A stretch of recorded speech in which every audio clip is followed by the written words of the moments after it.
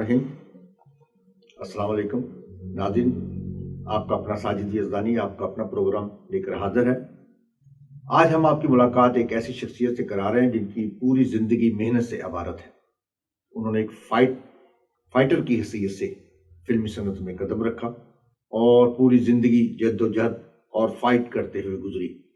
उनका ज़्यादातर वक्त मारूफ अदाकार सुल्तान रही के साथ गुजरा।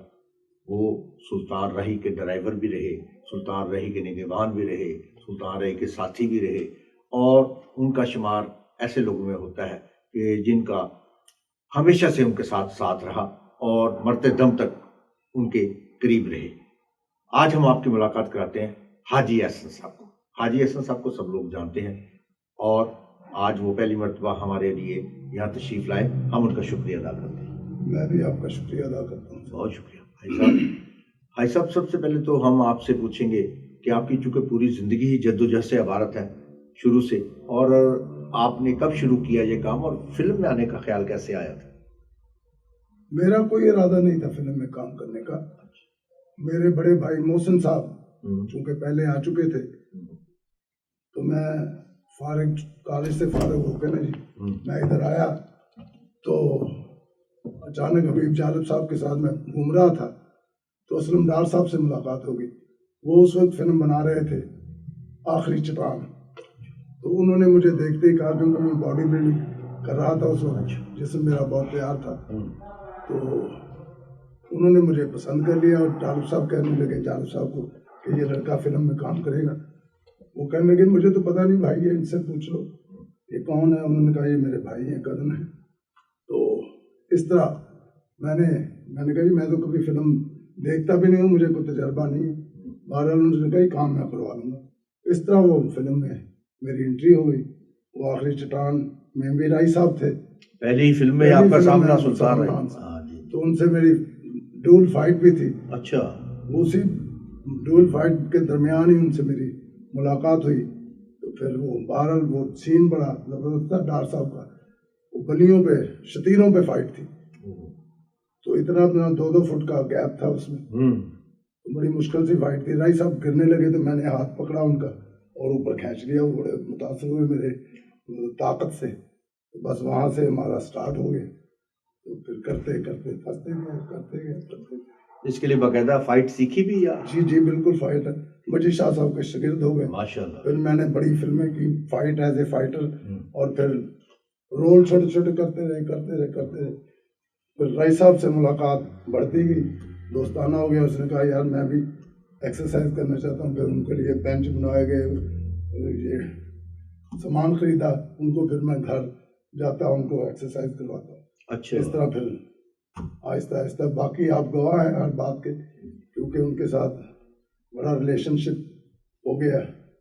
इस तरह बस जिंदगी गुजरती गई करते। हमने आपको देखा उनके साथ हमेशा से ही कि आप हर काम में उनका साथ देते और वो आपकी खिदमत हासिल करते। घर का काम हो, बाहर का हो, स्टूडियो का हो, आपने जिम्मेदारियां काफ़ी उठा रखी थी, आप उनका साथ रहते रहे। और ये भी हुआ कि आपने लोगों ने देखा कि उस हादसे में भी जब उनकी हलाकत हुई तो आप उनके साथ थे। बिल्कुल। तो आप हमारे नाज़रीन को बता सकते हैं कि वो क्या वाक़या हुआ था, कैसे हुआ? वो एक डकैती का वारदात थी। अच्छा। तो वहाँ से हम आ रहे थे, वहाँ टायर पंचर हो गया। टायर पंचर होने के साथ ही वो लोग को मौका मिल गया, वो आ गए। मैं और राय साहब टायर बदल रहे थे।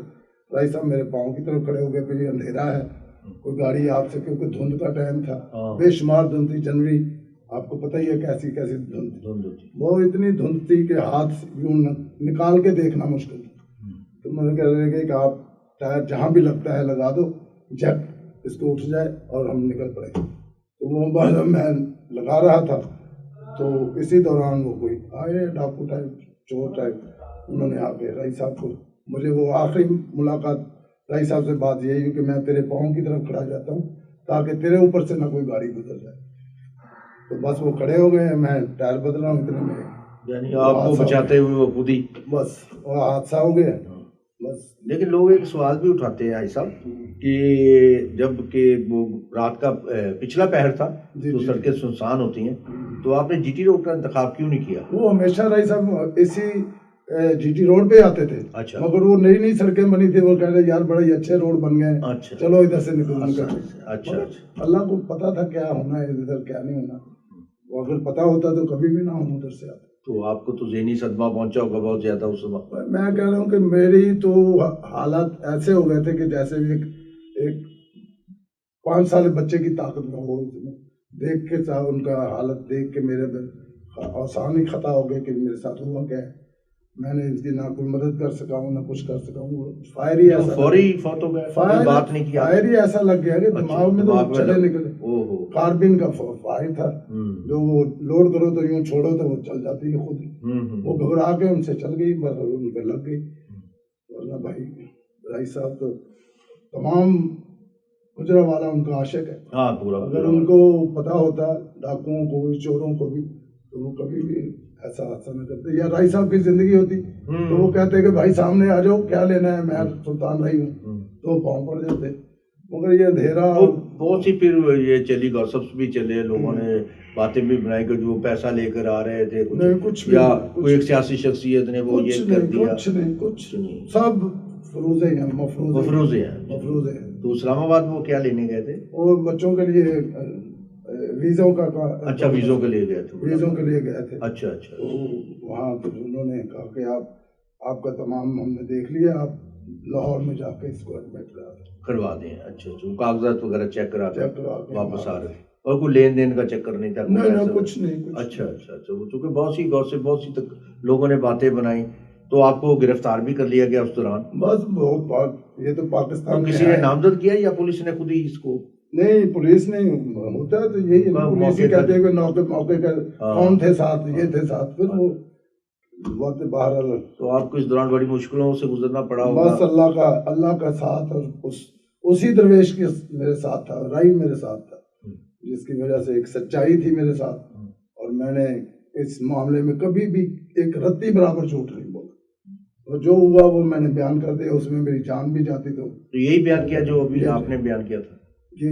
اچھا, تو مطمئن ہوئے ادارے سارے آپ؟ ہاں, ادارے جتنی میری ہوئی ہے تفتیش ہوئی ہے, وہ تو کسی اور کی ہو ہی نہیں سکتی. اچھا, بہت بے شمار تفتیش, سب اداروں نے میری تفتیش کی اور سب نے بے گناہ کہا. اچھا. اور پھر مجھے ریلیز کیا گیا, اور رائی صاحب کے بچوں کو بلایا انہوں نے, جب مجھے چھوڑنا تھا انہوں نے کہا بھائی اس کو لے جائے, یہ بے گناہ ہے. ہم نے تمام اداروں نے متفقہ طور پہ فیصلہ یہ دیا ہے کہ یہ بے گناہ ہے, اس کو آپ لے جائیں گے تو اس کی جان کو خطرہ نہیں, کوئی ان کا پرستار نہ اس کو نقصان دے.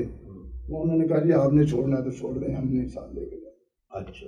پھر بہرحال اس کے بعد بھی مجھے کافی وہاں گزرنے پڑے دن, آہستہ آہستہ پھر انہوں نے مجھے رہا کر, میرے بھائی نے نہیں رہا نہیں, پھر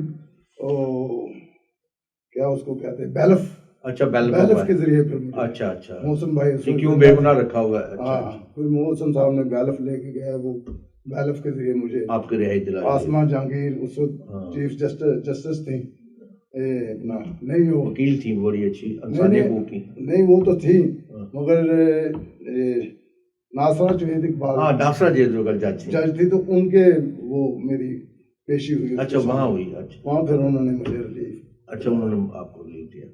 تو ان کے کیا بچے مطمئن ہوئے اس بات سے؟ نہیں, بچے تو اب تک میرا کوئی تعلق نہیں ان سے. اچھا, بچوں نے خود ہی نہیں میرے ساتھ تعلق رکھا. اچھا, اگر وہ لے آتے تو میرا بحال ہو جاتا, مجھے کوئی گلہ ہی نہ ہوتا. لیکن یہ بچے آپ کی گود میں کھیلے, آپ لوگ, آپ نے, میری اب بھی ان کے لیے دعا ہے کہ اللہ تعالیٰ انہیں صحت تندرستی دے.